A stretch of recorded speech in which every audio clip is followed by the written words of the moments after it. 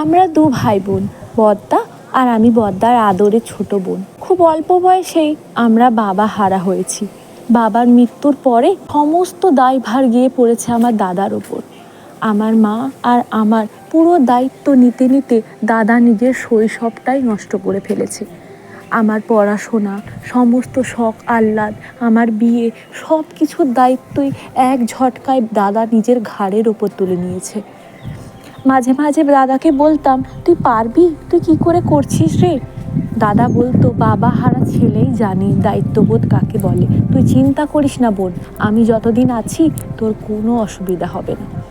দাদা আমাকে খুব ভালো একটা পরিবারে বিয়ে দিয়েছে। দাদা আমাকে বিএসসি পড়িয়েছে এবং পড়ার পরে খুব ভালো একটা ঘরে সম্বন্ধ দেখে বিয়ে দিয়েছে। আমার শ্বশুর শাশুড়ি খুবই অমায়িক। আমার স্বামীও ভালো সার্ভিস করেন এবং রয়েছে আমার এক ননদ, আমার স্বামীর বড়দি। নয় নয় করে দাদাও 30-এর দোরগোড়ায় এসে দাঁড়িয়েছে। মাও দাদার জন্য পাত্রী খুঁজছে। দাদার বিয়ে হয়ে গেলে নাকি আমি অনেকটাই পর হয়ে যাব। বৌদি আসার পরে দাদা কি আর বোনকে সেই মতো ভালোবাসবে? কথাটা শুনেই আমার একটু একটু হিংসা হতো যে সত্যিই কি আমার দাদা, যে আমার শুধু দাদা নয় আমার বাবাও বটে, সেই দাদা কি আমাকে অনাদর করবে? নাকি বৌদি এলে বৌদিও আমাকে আরও বেশি ভালোবাসবে, দাদা বৌদি দুজনেরই ভালোবাসা পাবো।